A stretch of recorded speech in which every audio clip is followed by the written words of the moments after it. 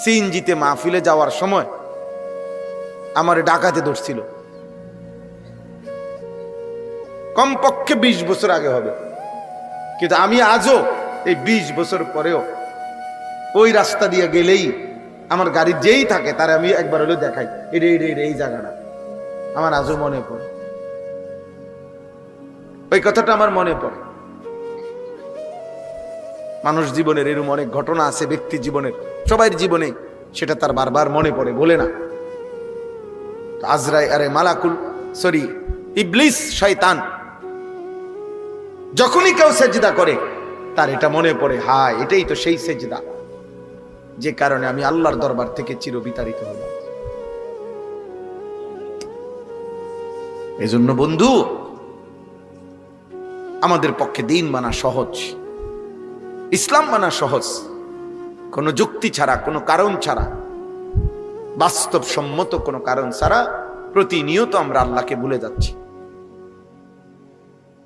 সুদে, কিস্তিতে, হারামে, মিথ্যায়, নাটক, সিনেমায়, নর্তকীতে, গান, বাদ্য, ছবি, নারী, অশ্লীলতা, মদ, জুয়া, বেহুদা গালি গালাস, হারাম, আমরা জীবন শেষ করে দিই। কারো 60 বছর চলে গেছে, 60 বছর গুনাহ ছাড়ার আজও টাইম হয় নাই। কারো 70 বছর চলে গেছে, আহা আজও ওনার মনে পড়ে নাই গুনাহ ছাড়া দরকার। 60 বছর বয়স, এখনো কথায় কথায় গালি দেয়, সময় হয় নাই আজ, এখনো টেলিভিশন দেখে, এখনো নাচ গান দেখে, এখনো হারাম ব্যবসা করে, এখনো কিস্তি নেয়, এখনো মিথ্যা বলে, এখনো ওজনে কম দেয়। আজ যে 60 বছর পরও কয় না এই যে গাছ এটা ওনার না। আজ যে 60 বছর পর হয়ে গেছে এখনো বলে না যে বাড়ির কোনা দিয়ে রাস্তা এটা ওনার না, এই জায়গায় 1 শতক আসলে ওনার না। এই মিথ্যুক হারামের উপরেই, 1 বিঘত জায়গা হারামের উপরেই চলতেছে, কয় না বুড়ো হয়ে গেছে, বুড়া হয়ে গেছে, জিভুতের লেগে করছে, জিভুতের লেগে হারাম রাস্তা দিয়ে গেছে, জিভুতের লেগে গাছ এটা দিয়ে গেছে, জিভুতের লেগে, জিভুতের জন্য আপনি হারাম দিয়ে গেলেন, জিভুতের জন্য আল্লাহর নাফরমানি দিয়ে গেলেন। একটা উদাহরণ দিলাম আর কি, এমন নাই? 60 বছর বয়স, আজও আপন বোনের সম্পত্তি এই বুড়া ডাকাত, তার বোন, আপন রক্তের বোন, মনে 50,000 বার আইছে ঘরে, দিছে না, না দিতাম না, তোরে দিতাম না, দরকার হলে 10 গ্রাম পরে গিয়া টাকা দান করবো মসজিদে, তোমারই দিতাম না, তুই আমার বোন কি লেগে হইলি, তোরে জমি দিতাম। আপন বোনের সম্পত্তি দেয় না, আপন স্ত্রীর মোহরানা দেয় না। দুনিয়ার কত জায়গায় কত টাকা দিছে, বেডির মাত্র 1 লাখ টাকা না, এটা দিত, অথচ এটা দেওয়া ফরজ।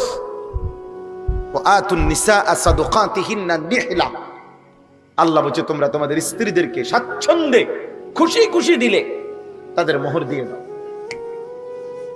তাদের মোহরানার টাকা দিয়ে দাও। না এটা দিবে না, এটা গুড়া, এটা 900। আল্লাহ আমাদেরকে মাফ করে দেন। চাচা, গুনাহ ছেড়ে মাফ চাইতে হয়। আল্লাহ কোরআনুল কারীমের মধ্যে বলছে, ইন্নী গাফফারুন লিমান তাবা ওয়া আমানা ওয়া আমিলা সালিহা। আমি তার জন্য গাফফার, 1 নম্বরে যে তওবা করে মানে গুনাহ ছেড়ে দেয়। তওবার প্রথম অর্থ হলো গুনাহ ছেড়ে দেওয়া। 2 নম্বর ওয়া আমানা, যে আমি আল্লাহর কথা মেনে নেয়। 3 নম্বর ওয়া আমিলা সালিহা, যে নেক আমল শুরু করে দেয়। আল্লাহ বলে আমি তার জন্য গাফফার, আমি তার 70 বছর না 90 বছরের গুনাহ মাফ করে দেব। কিন্তু গুনাহ শতভাগ জায়গা রাইখা আপনি কিতা মাফ চান? গুনাহ জায়গা রাইখা, হ্যাঁ, কাবা শরীফের ইমাম সাহেব আইনাও যদি আপনি টাকা দিয়া পয়সা দিয়া তওবা করান, কিতা তওবা? ইমাম সাহেব কি এর তওবা ফরায়? ইমাম সাহেব জানিনি আপনি এই পর্যন্ত কত জমি মেরে দিছেন? কথা কয় না, কত টাকা সুদ খাইছেন আপনি জানেননি? ইমাম সাহেব জানেনি? তো ইমাম সাহেবের যে টাকা 500 দিয়ে দায়িত্ব দিলেন পুরো আখেরাতটা ক্লিয়ার করে দিতে, কি তা ঘটনা কি? হ্যাঁ, আখেরাত ইমাম সাহেবের আব্বার সম্পত্তি, হাসরের মাঠ ইমাম সাহেবের বাপের জমিন। তো তওবা কই? তওবা মানে হলো গুনাহ ছেড়ে দেওয়া। কথা বুঝছেন নি আব্বা? ছেলেরা বাবা বুঝছো কিনা বলো? তওবা মানে গুনাহ ছেড়ে দেওয়া রে বাপ। জওয়ান বুড়া সবার জন্য বললাম, তওবা মানে প্রথম অর্থ এটা। আগে তো গুনাহ ছাড়তে হবে। কালউ মা কান, তওবার প্রথম অর্থ হলো সমূলে গোড়া সহ। কালউ মানে হলো শিকড় সহ উড়ায় ফেলা। এই গাছটারে একবারে শিকড় সহ মাটির তলের থেকে উঠে এলাম, এটারে কয় কালউন আরবিতে বলে। এই তওবার প্রথম অর্থ হলো গুনাহ একের গোড়া শুদ্ধ উড়াইয়া ফেলায়। আপাতত না, সাময়িক না, টোটাল ছেড়ে দিলাম, এটা হলো প্রথম অর্থ কালউ মা কানা।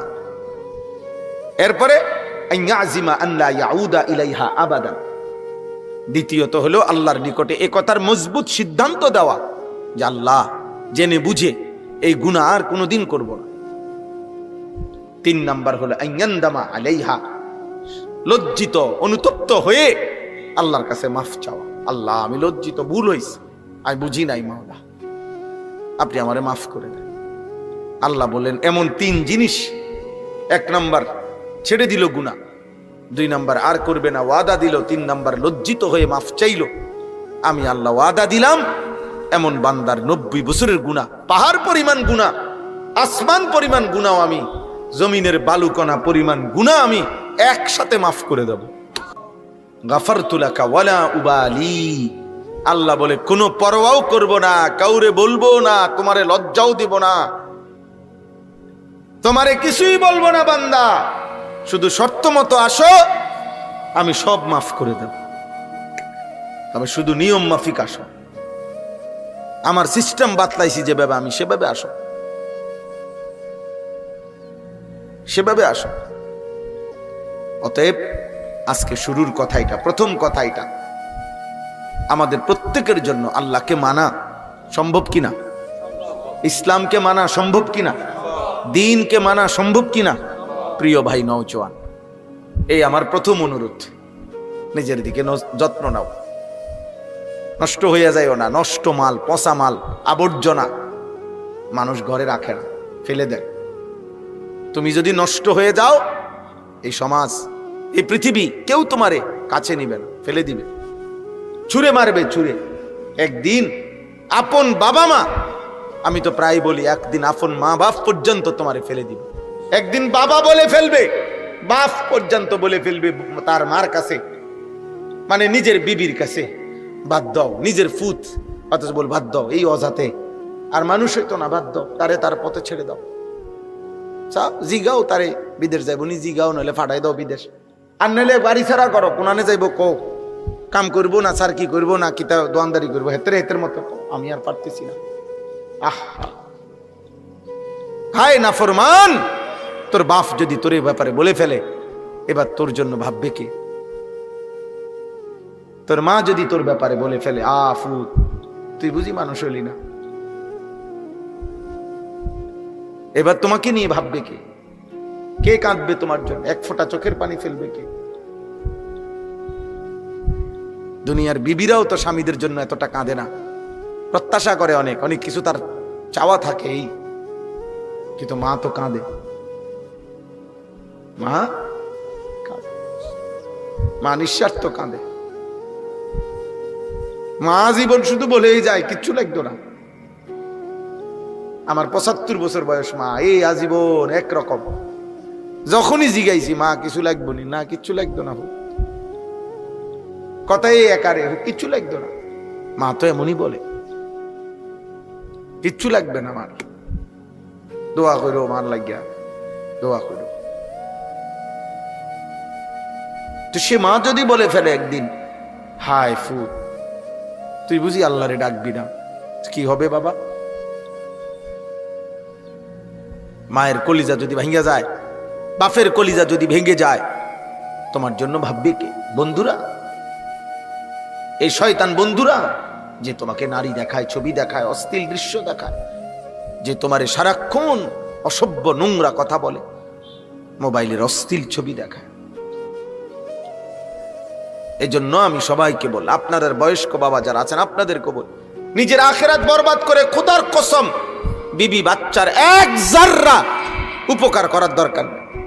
হারামের টাকা দিয়া বউ পালনের দরকার নাই, হারামের টাকা দিয়া সন্তানকে পালনের দরকার। সুদ নিয়েন না, কিস্তি নিয়েন না, ওজনে কম দিয়েন না, হারাম বাটপারি করেন না, মিথ্যা বলেন না। জমি যার যেটা তারে ওটা বুঝাইয়া দেন, রাস্তা যার যেটা তারে বুঝাইয়া দেন, গাছ যার যেটা তারে বুঝাইয়া দেন, বোনের সম্পত্তি দিয়ে দেন, চাচার সম্পত্তি দিয়ে দেন, ফুফুদের সম্পত্তি দিয়ে দেন, যার যা প্রাপ্য সব নিজের হায়াতে থাকতে সাফ করে দেন। আমনে বুঝ আমনে করে নেন আপনার আখেরাত। আপনার মরার পরে গরু জবগিরা মানুষ খাবাইব, আর গরুর কান্দে করে আপনি বেহেশতে যাইবেন? না, এত ভাত দুধ দিয়া খায় না,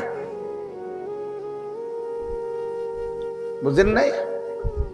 হ্যাঁ বেটা বুঝছে, আবার ওনারে বুঝাইছে যে আব্বা আপনি টেনশন করেন না, আপনি চিটারি বাটফারি করে যেমনি পারেন আপনি ঠিক করে যান, পরে আল্লাহর রহমতে গরু জবাই করে দিন, আপনি লেগে গ্রামে ভাত খাবাই দিন, সবাই মিললে আপনার ব্যস্ত আলগি দিয়ে দিয়ে ফেলব। বুঝেন নাই? গরুর কান্দে করে বেহেস্তে যাবেন?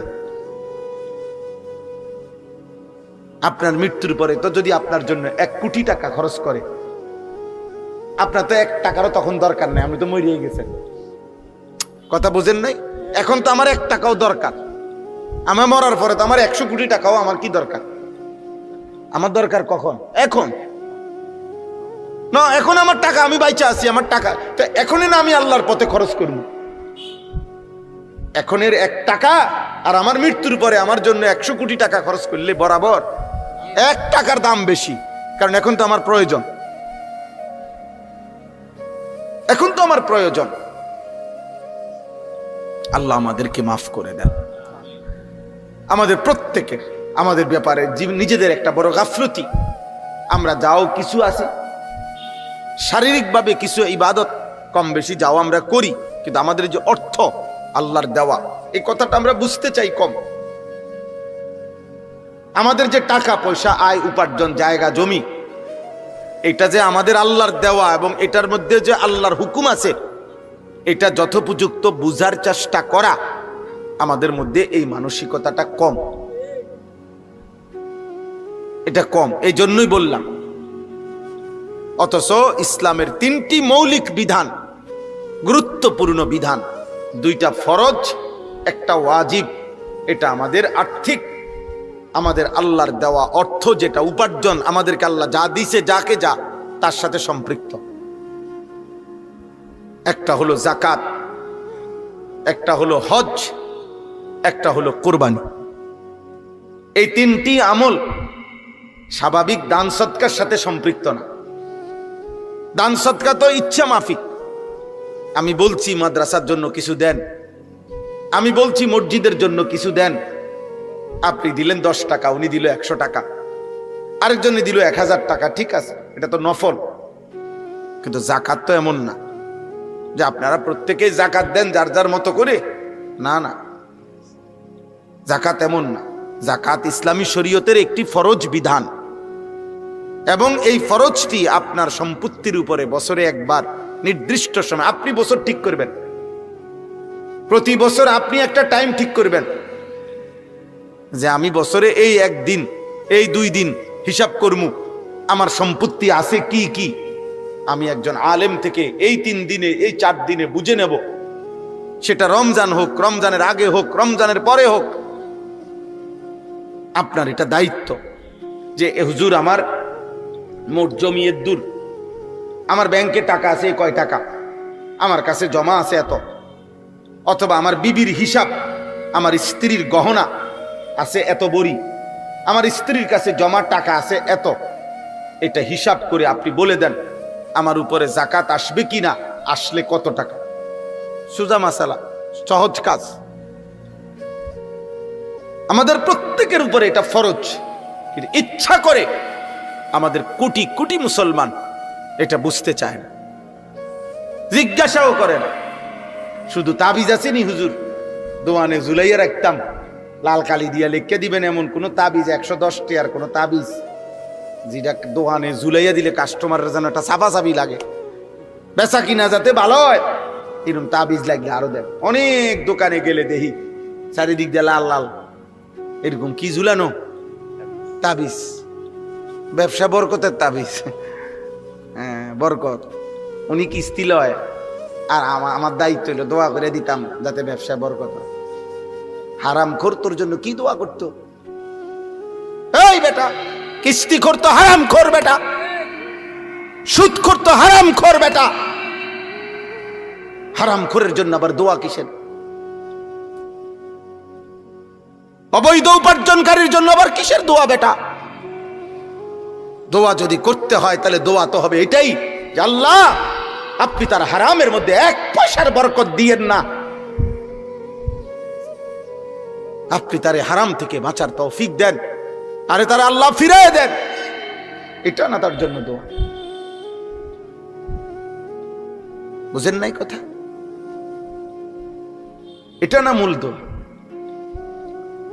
আল্লাহর নবী সাল্লাল্লাহু আলাইহি ওয়াসাল্লাম বলেন, যে ব্যক্তির উপরে যাকাত ফরজ হলো অথচ সে যাকাত দিল না, আল্লাহর কসম নবীজি বলছেন কিয়ামতের দিন তার সম্পত্তি অত্যন্ত বিষধর সাপ আল্লাহ আকৃতি দিবেন, যেই সাপের 2টা মুখ, যেই সাপের মাথার মুখ উপরে চুল নাই, টাক, অর্থাৎ এত বিষধর, বিষের কারণে মাথার টাক বরাবর চুল নাই, এরকম 2 মুখ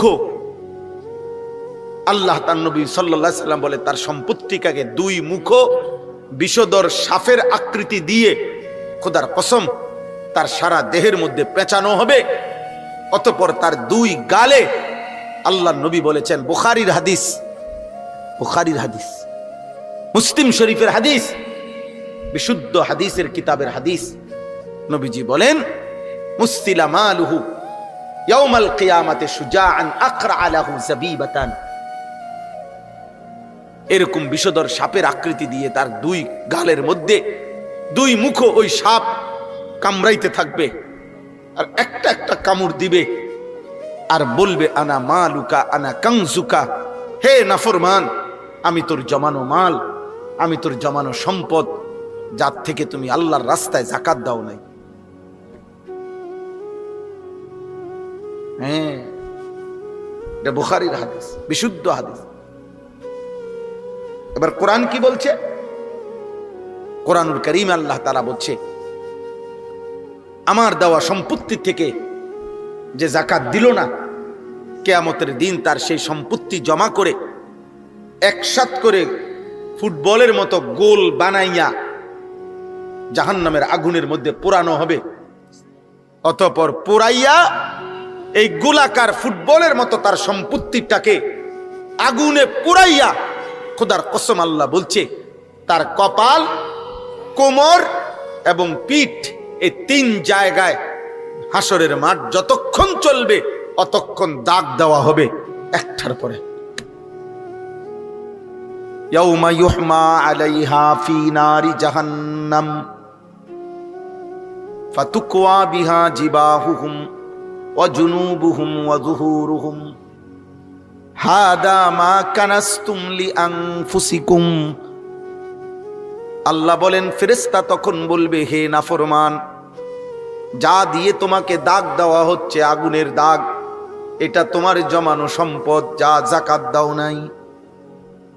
ফাযুকু মা কুনতুম তাকনিজুন, আল্লাহর পথে যাকাত না দিয়ে যে সম্পদ জমা করেছিলে নাফরমান, আজ হাসরের ময়দানে তুমি সেই সম্পদের মজা এবং স্বাদ ভোগ করতে থাকো। নাউযুবিল্লাহ, নাউযুবিল্লাহ। এই জন্য আব্বা এই 1 নাম্বার বললাম যাকাত, 2 নাম্বার হলো হজ। 2 নাম্বার কি? হজ। একটি ফরজ ইবাদত, ইসলামের মৌলিক যে 5টি ভিত্তি তার মধ্যে একটি হজ। আল্লাহ নবী সাল্লাল্লাহু আলাইহি ওয়াসাল্লাম বলছেন, কি সাংঘাতিক কথা। নবীজি তার জীবনে আমার মনে হয় আর কোন পাপের কারণে এত বড় ভয়ানক কথা নবীজি বলে নাই। এমন মারাত্মক কথা। মানুষের জীবনের সবচেয়ে গুরুত্বপূর্ণ হলো তার মৌতটা কিসের উপরে হয়েছে। দুনিয়া মানুষ যদি 90 বছরও নাফরমানি করে করে কাটাইছে রে ভাই, কিন্তু যদি মৃত্যুটাও শেষ পর্যন্ত ইমানের মৃত্যু হয় তো ভাগ্যবান। যাক, বাচ্চা গেল। শেষ মরণটা হইছে কিসের? ইমানের মরণ। ইন্নামাল আমালু বিল খাওয়াতিম। নবীজি বলছেন শেষ অবস্থার উপরে আমলটা নির্ভরশীল। শেষ অবস্থা। আল্লাহ নবী সাল্লাল্লাহু আলাইহি ওয়াসাল্লাম বলেন, মহান আল্লাহ যেই ব্যক্তির উপরে হজ ফরজ করেছেন, শরীয়তের এই বিধান নির্দিষ্ট পরিমাণ। আপনার ইচ্ছার উপরে হজ ফরজ হয় না। আপনার মন চাইলে আপনি হজে যাবেন, মন না চাইলে যাবেন না, বিষয়টা এটা না। খোদার কসম না। আপনার পারিবারিক ব্যস্ততা এটা হজ্জের বিষয় না। শরীয়ত একটি নির্দিষ্ট পরিমাণ বলেছে, এই পরিমাণ সম্পত্তি যার কাছে আছে ওই ব্যক্তির উপরেই হজ ফরজ। আপনার মন চাইলেও ফরজ, আপনার মনে না চাইলেও ফরজ। আপনার ফোলা বিয়া দন বাকি থাকলেও ফরজ, আপনি ফোলা বিয়া দিয়া সারলেও ফরজ।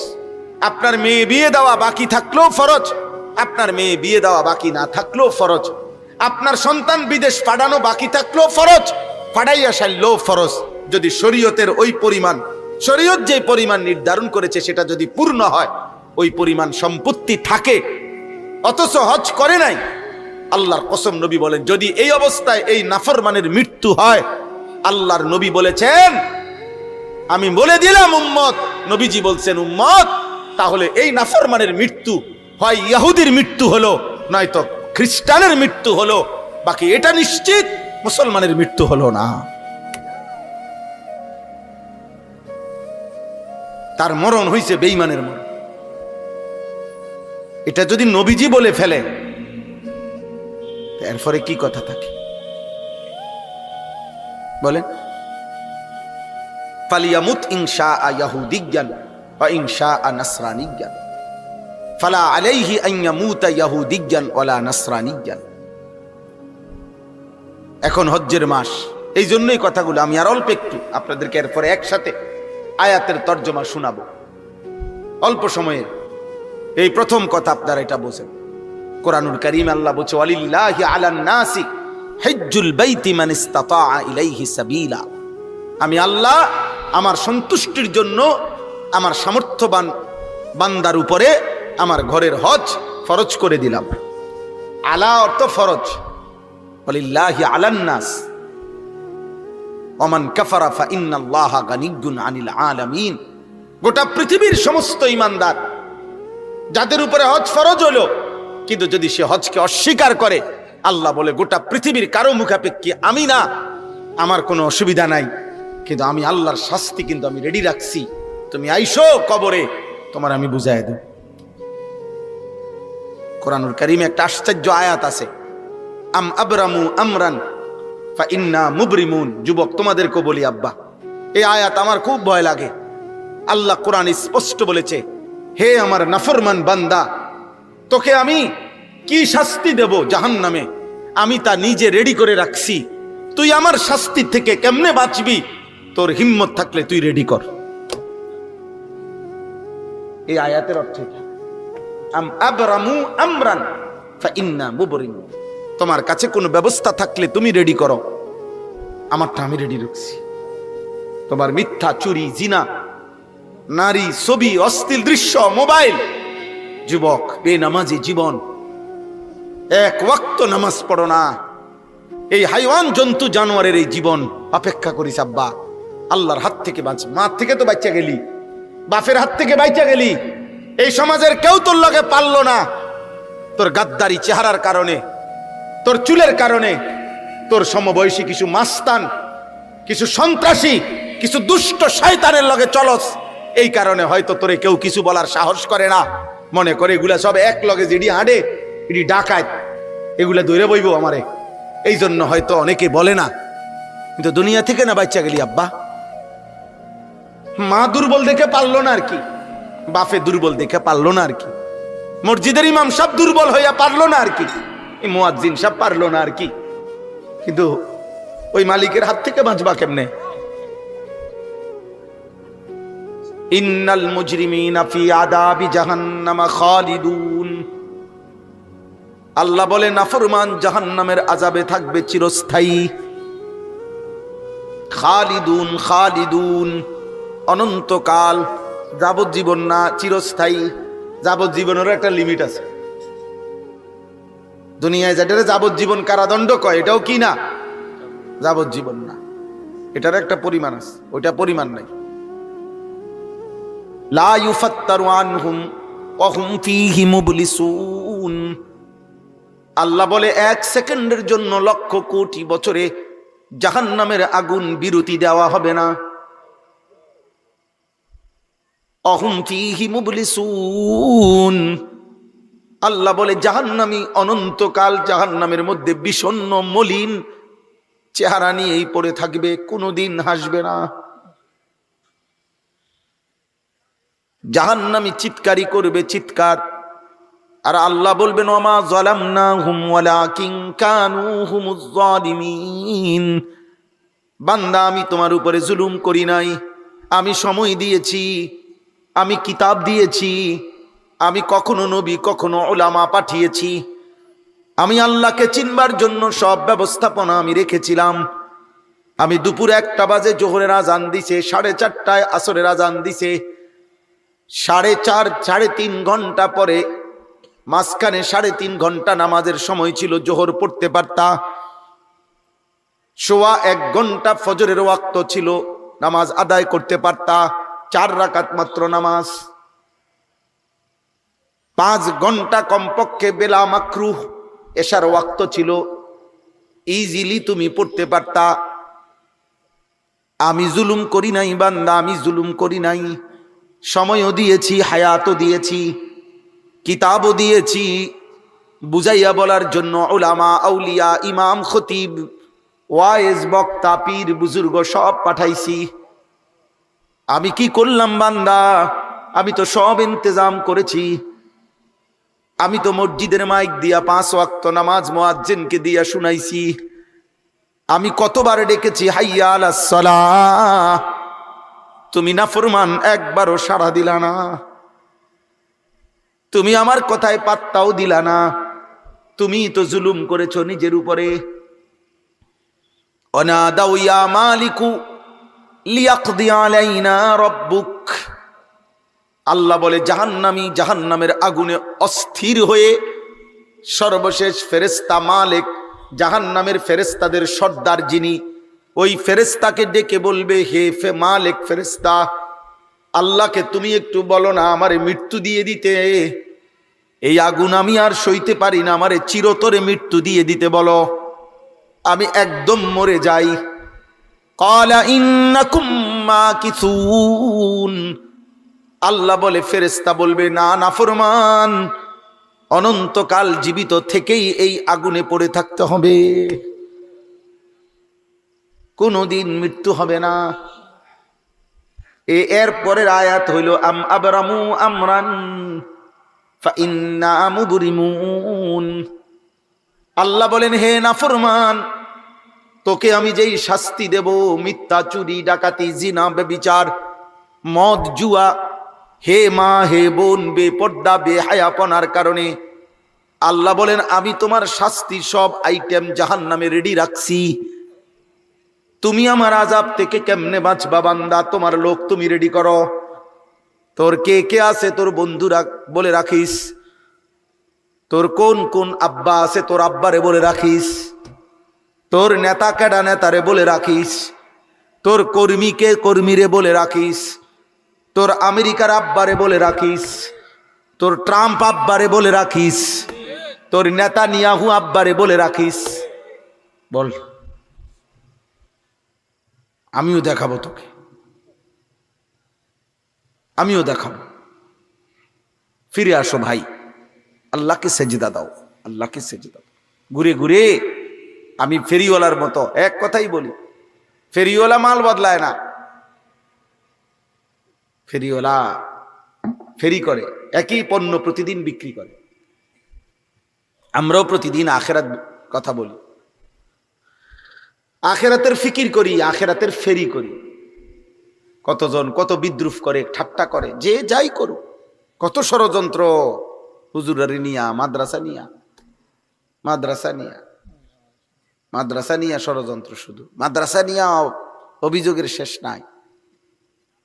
মাদ্রাসা অথচ এই পৃথিবীর হাজারো শিক্ষা প্রতিষ্ঠানের মধ্যে কত অন্যায়, কত অশ্লীলতা, কত গান বাদ্য, কত বেহায়াপনা, কত ধর্ষণ, কত নির্যাতন হইতেছে। আহা, আমরা কোনো পাপকেই সমর্থন করি না। পাপী আমি, আমিও অপরাধী। পাপী আপনি, আপনিও অপরাধী। অপরাধী। আল্লাহ আমাদের সবাইকে মাফ করে। এজন্য আমাদের এই দ্বিতীয় কথা হলো হজ। আল্লাহ তাআলা হজ ফরজ করছেন একজন মুমিনের, ইমানদারের উপরে নির্দিষ্ট পরিমাণ, সহজ, একদম অল্প। আল্লাহর ঘরে হজে যাওয়া আসা এবং ফ্যামিলির ওই কয়দিনের খরচ, এই টাকাটা প্রয়োজনের অতিরিক্ত যার কাছে আছে তার উপরেই হজ ফরজ। খুব আহামরি কিছু না, বিশাল কিছু না। 60 বছরে একবার হজ ফরজ, 70 বছরের হায়াতে একবার হজ ফরজ। আয় হায় মুসলমান, 60 বছরে একবার মালিকের ঘর দেখবার জন্য তোমার কয়টা টাকা মিলাইতাল্লা না? এই পর্যন্ত 4 ফুট বিদেশ পাঠাই লাইলা, 3টা মেয়ে বিয়ে দিতে পারলা, বাড়িতে বিল্ডিং করতে পারলা। হায় মুসলমান, এ পর্যন্ত 30 শতক জমি কিনা লাইলা, কিন্তু কোনোদিন মনে পড়ে নাই মালিকের ঘর দেখবে, মালিকের ঘর দেখবে, আল্লাহর ঘর দেখার কথা মনে পড়ে। আমি একটা উদাহরণ বলি, একটা উদাহরণ আপনারা বোঝেন। একটা উদাহরণ শুধু বলি। মনে করেন কোনো ব্যক্তির তার যে বসত ভিটা, যেখানে সে থাকে বসত, এই বসত ভিটার অতিরিক্ত খেতে বাইরে তার মনে করেন 10 শতক জায়গা আছে, ধরে নেন। আলগা জমি আছে কদ্দুর? 10 শতক সম্পদ।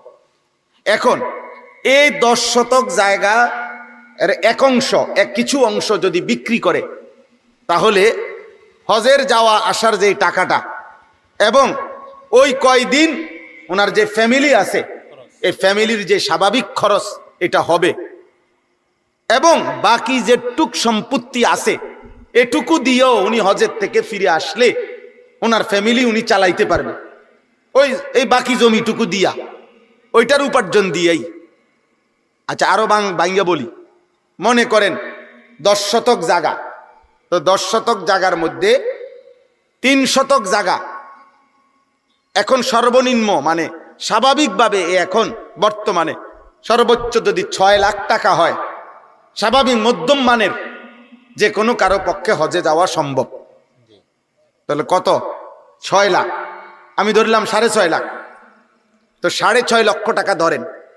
আর ফ্যামিলি 1.5 মাস, সর্বোচ্চ 45 দিন থাকে ওইখানে, আসা যাওয়া সহ মক্কা মদিনা মিলাইয়া প্যাকেজেই 45 দিন, 43 দিনের, তো 45, 1.5 মাস। তো 1.5 মাসে আপনার ফ্যামিলির বাজার খরচ, ওষুধপত্র, নিত্য প্রয়োজনীয় জিনিসের খরচ ধরেন আরো 1.5 লাখ ধরে নিলাম। 1.5 লক্ষ টাকা লাগবে মনে করেন। তো কত হইল? 6.5 আর 1.5 লাখে কত? 8 লাখ। বুঝছেন না আমার হিসাবটা? এবার ওই 10 শতক জমির মধ্যে 3 শতক জমি বিক্রি করিলে মনে করেন 3 3 9 লাখ। 4 শতক বিক্রি করিলে 4 দুগুণে 8 লাখ, এরকম ধরে নেন। হয় 2 লাখ টাকা শতক, 3 লাখ টাকা শতক, আমি ধরলাম আর কি একটা হিসাব। তাহলে এই লোকটি যদি 3 শতক জায়গা বিক্রি করে, 4 শতক জায়গা বিক্রি করে, তাহলে ওনার হজে যাওয়া আসা এবং ফ্যামিলির এই 1.5 মাসের খরচ হবে কিনা? ওই এই দামে ধরলাম আমি। আচ্ছা, এরপরে আরো রয়েছে 6 শতক জায়গা, 7 শতক জায়গা। এই পৃথিবীতে ওনার আর কোনো বাজার নাই, ব্যবসা নাই, দোকান নাই, কিচ্ছু নাই ধরেন, শুধু আর এই 6 শতক জমি। আইয়া সারিলে উনি ইচ্ছা করলে এই 6 শতক জমিতে যে পরিমাণ ফসল হয় ওনার ফ্যামিলি চলবে ধরেন। যদি এটুকু হয়, আর কিচ্ছু নাই, ফুত বিদেশ নাই, আর কোনো দোকান নাই, ব্যবসা নাই, চাকরি নাই, কিচ্ছু নাই কামাই, শুধু এটুকু জমি আছে আলগা বসতের অতিরিক্ত, যেখান থেকে কিছু বিক্রি করলে হজ্জের টাকা এবং 1.5 মাসের এই ফ্যামিলির টাকা হবে। আর আসার পরে এই জমি দিয়ে ইচ্ছা করলে বাকিটা দিয়া ফ্যামিলির সংসার চালাইতে পারবে। বিশ্বাস করেন, এখানে ওলামায়ে কেরাম আছে, এই মুসলমানের উপরে হজ ফরজ, 100 ফরজ, 100 ফরজ।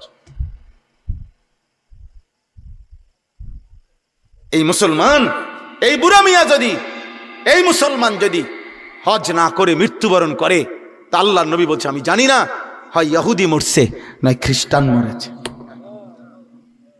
এখন বলেন তো আমাদের বাংলাদেশে একটু কল্পনা করেন তো কি পরিমাণ মুসলমানের উপরে হজ ফরজ।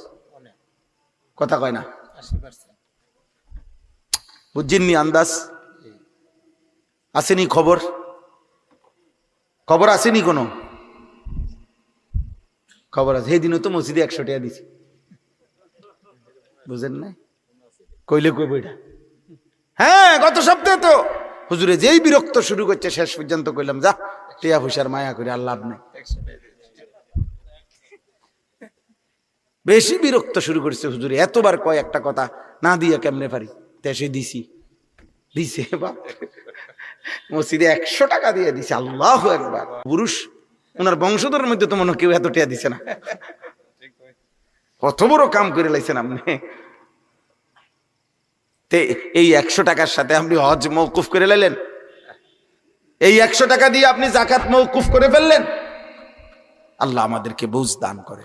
তাহলে এই জন্য আপনাদের প্রত্যেকের কাছে অনুরোধ, আপনারা আপনাদের সম্পত্তি যারা উপার্জন করেন, প্রবাসী অনেক লোক আছে, দেশের আছে, অনেক মা বোন আছে যাদের কাছে স্বর্ণ আছে, রূপাও আছে, অথবা যাদের কাছে কিছু স্বর্ণ আছে, কিছু জমা টাকাও আছে, এই জাতীয় অসংখ্য মহিলাদের উপরে হজ ফরজ, কোরবানি ফরজ। এই মহিলাদের হিসাব করা, ওনার সম্পত্তি উনি জানাইতে হবে। কোন আলেমে দ্বীনের কাছে তিনি জানাবে যে আমার সম্পত্তি আছে 2 ভরি, আরে স্বর্ণ, আমার কাছে টাকা আছে 20,000। এমন অসংখ্য মহিলাদের উপরে কোরবানি ওয়াজিব, পুরুষের উপরে কোরবানি ওয়াজিব। কোরবানির দিন 3 দিন, প্রথম দিন সুবহে সাদিক থেকে নিয়ে এসো, তৃতীয় দিন মাগরিব পর্যন্ত যার কাছেই আপনার 52.5 তোলা রূপা সমপরিমাণ টাকা অতিরিক্ত আছে, আসবে, মনে করেন এবারে বাইতে আইছে, ঈদ উপলক্ষে আইয়া আপনার 3 লাখ পাওনার টাকা আগের দিয়ে দিছে ঈদের দিন বা ঈদের পরের দিন সকালবেলা, বুঝেন না ঈশা?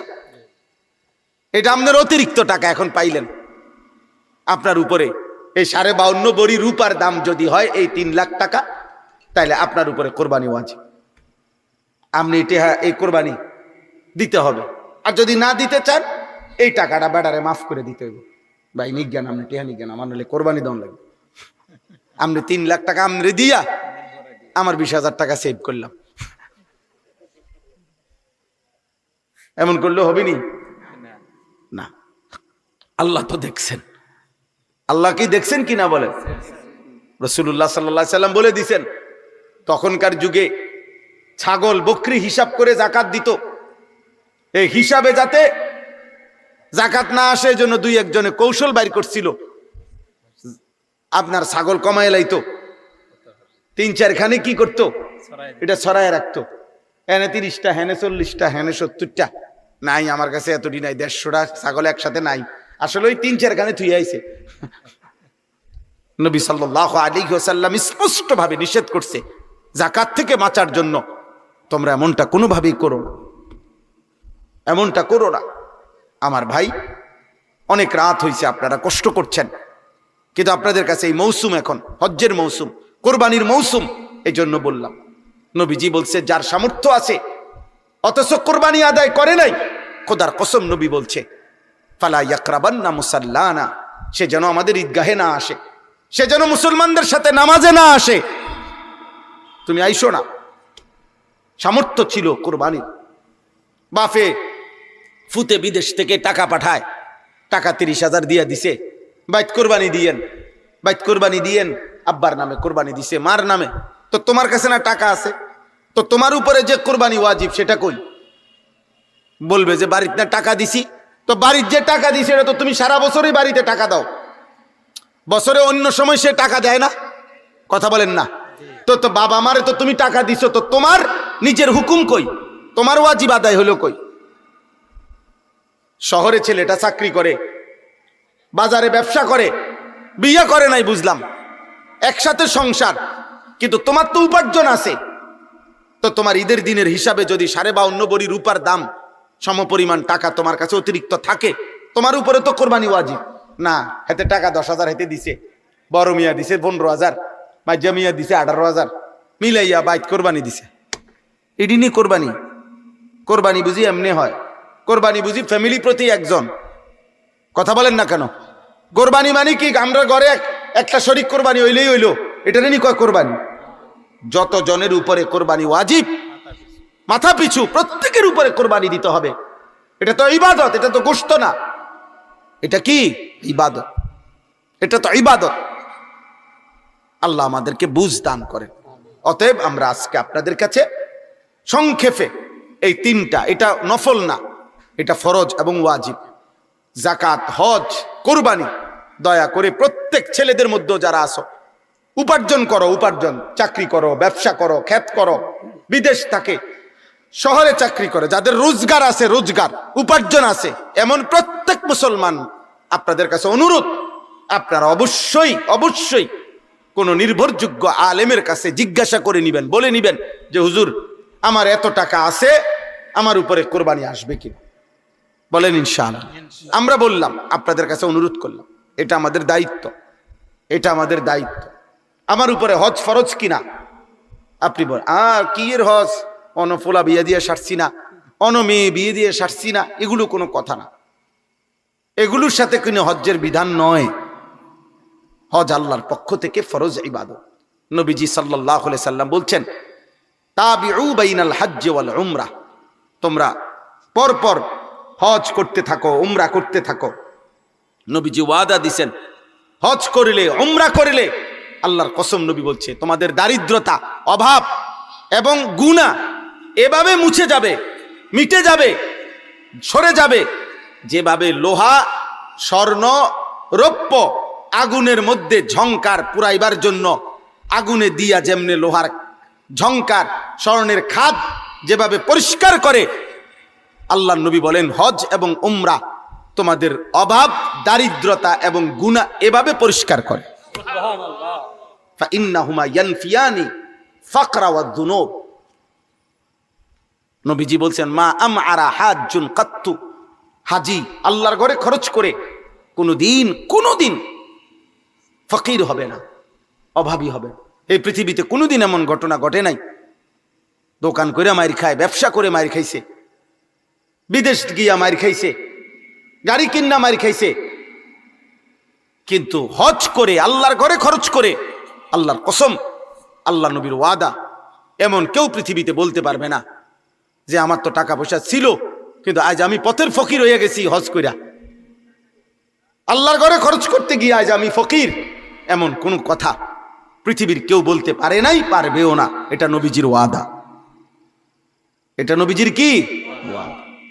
নবী সাল্লাল্লাহু আলাইহি ওয়াসাল্লাম বলছেন, কোরআনে আল্লাহ বলছেন, বিয়ে করো মোমেন, তুমি অভাবী, আল্লাহ তাআলা বলছেন আমি ওয়াদা দিলাম বিবাহের বরকতে আমি তোমারে ধনী বানায় দেব। জিনা করো না, জিনাতে জীবন যাবে। অশ্লীল নারী দেখো না, অসভ্য নোংরা ছবি দেখো না, হালাল পবিত্র বিয়ের অপেক্ষা করো, আল্লাহ তাআলা তোমারে ধনী বানায় দিবে, আল্লাহ ধনী বানায় দিবে। ইন ইয়াকুনু ফুকারা ফাসাউফা ইউগনিহিমুল্লাহু মিন ফাদলি, সূরা নূরের আয়াত। অনেক যুবক ছেলে খুশি হইছো না, তো খুশি হলে তো ভালো, আমিও চাই, কিন্তু তুমি তো হালাল বিবাহের অপেক্ষা করো। তুমি কুত্তার মতো নারী দেখো কেন? তুমি জানোয়ারের মতো মোবাইলের উলঙ্গ ছবি দেখো কেন? তোমার মা নাই, তোমার বোন নাই, তোমার খালা নাই, তোমার ফুফু নাই? এজন্য পৃথিবীর সবচেয়ে নিকৃষ্ট চরিত্রহীন, সবচেয়ে বেশি দুশ্চরিত্র একেবারে সর্বনিকৃষ্ট হাইওয়ান, জন্তু জানোয়ার ওই মানুষ যে মানুষ নারীর অস্থির ছবি দেখে, নারীর সাথে হারাম সম্পর্ক করে, ও বেশি খারাপ। ওইটা একেবারে পচা, এটা একেবারে নিকৃষ্ট, এটা একেবারে নিকৃষ্ট। এটা কোনোভাবেই এটা কোনো মানুষের জাতে না, কোনোভাবেই না। তুমি ফিরো আব্বা, এই চেহারা তোমাদের অনেক ছেলের চেহারা বোঝা যায় আব্বা। আমার যদি বলো আমি বলতে পারবো। মোবাইল তোমার ঘরে নষ্ট করে দিছে, নারীর ছবি তোমাদেরকে নষ্ট করে দিছে, আল্লাহ বুলাই দিছে। একটা সেজদা দিত কোনোদিন কদ্দুর বিবেকে কেউ মনেও করায় না। এই অস্থিলতা, এই বেহায়াপনা, আল্লাহ আমাদেরকে হেফাজত করেন। চলেন, আমার কথা শেষ। আমরা ফিকির করি এই কোরআনুল কারীম আল্লাহ তাআলা এখানে বলছেন, নবীকে আল্লাহ, ইব্রাহিমকে আল্লাহ বলছেন, আল্লাহ তাআলা বলছেন আপনি আমার পক্ষ থেকে হজ্জের ঘোষণা দেন। ইব্রাহিম আলাইহিস সালাম বলছে আল্লাহ আমি ঘোষণা দিলে কয়জনে শুনবে? আল্লাহ বলছেন, ওয়াদা দিছেন এখানে, বন্ধু আপনি ঘোষণা দিয়ে রাখেন আমি কিয়ামত পর্যন্ত আমার ঘরে কারা কারা আসবে আমি নিয়ে আসব, আমি নিয়ে। এটা তৌফিক, এটা আল্লাহর মহব্বতের ব্যাপার, আল্লাহর পছন্দের ব্যাপার। বাবা হজে যায় সে, মালিক নিজের হাতে পছন্দ করে যাক, আল্লাহর ঘরে সে যায়। আল্লাহ সেদিন বলছে, প্রথম দিন ইব্রাহিমকে বলছে, ইব্রাহিম নাদি ওয়া আলাইয়াল বালাগ, আজ তুমি ডাক দাও, কিয়ামত পর্যন্ত পৌঁছাবো আমি পৌঁছাবো। আমার ঘরে কে কে যাবে? এক মোমেনের স্বপ্ন যুবক, কক্সবাজার না, বান্দরবন না, এক মোমেনের স্বপ্ন কাবা, এক মোমেনের স্বপ্ন মদিনা, এক ইমানদারের হৃদয়ের স্বপ্ন থাকবে আমি আমার মালিকের ঘর দেখব কোন দিন, আমি আমার রবের ঘর দেখব কোন দিন।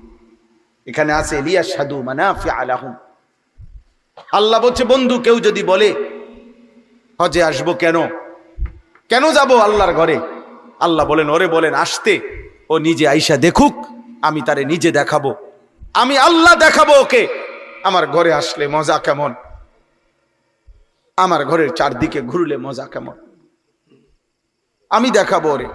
লিয়াশহাদু মানাফিআ লাহুম, তার কল্যাণ সে আইসা দেখুক, আমি বলবো না, আমি দেখাবো, আমি আল্লাহ নিজে দেখাবো। এজন্য আমরা সব সময় বলি, আমার শায়েখ আল্লামা মুফতি মুশতাকুর নবী সাহেব হুজুর সব সময় বলে যে যদি বলো কাবা দেখতে কেমন, আল্লাহ বলে আইসা দেখো। যদি বলে সাফা মারওয়ায় দৌড়তে কেমন, আল্লাহ বলে আইসা দেখো। যদি বলেন হাজরে আসওয়াদ দেখতে কেমন, আল্লাহ বলে আইসা দেখো। যদি বলে মাকাম ইব্রাহিম কেমন, আল্লাহ বলে বান্দায় আইসা দেখো। সাফা মারওয়া মিনা কেমন, মুজদালিফা কেমন, আরাফা কেমন, হজের এক এক রাত কেমন, এক এক দিন কেমন, আল্লাহর ঘরের এক এক ঘন্টা কেমন, আল্লাহ বলে বান্দা তুমি আসো, আমি তোমারে আসলেই দেখাবো।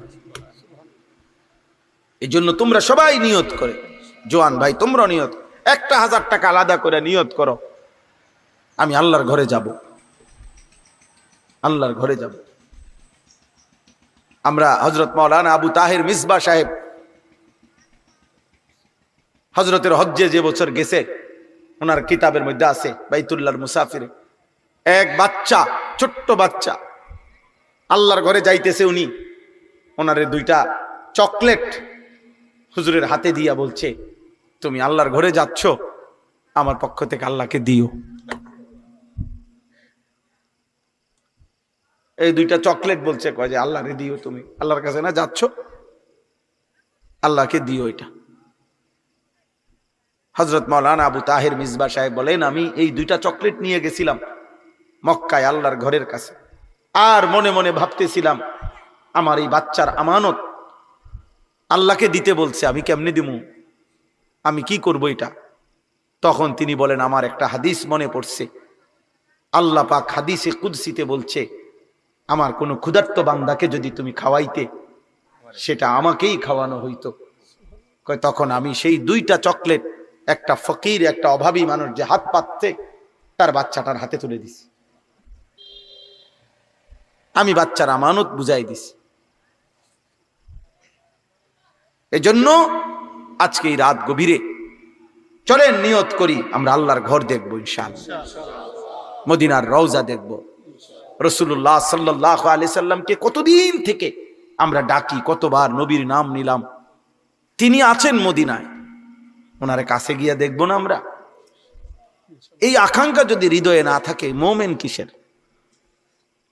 মোমেন কিসের? আমার এক পরিচিত মাওলানা, উনি গত বছর উমরার সফরে ওনারে আমি যখন নবীজির রওজার সামনে নিয়ে গেছি, দেখি সে কাঁদতেছে। পরে বাইরে হইয়া কইলাম, কান্দলি কেন?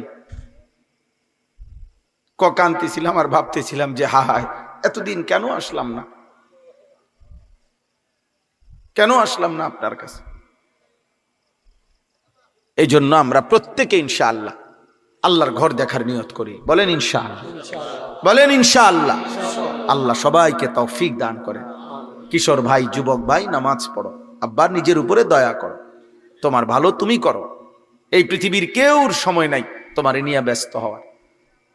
তোমার ভাবনা তুমি ভাবো, এমন সুন্দর জীবন নারী ছবি দেখে নষ্ট করো না। এমন রাত, এমন হায়াত আর ফিরবে না, নিজেরে বরবাদ করে দিও না।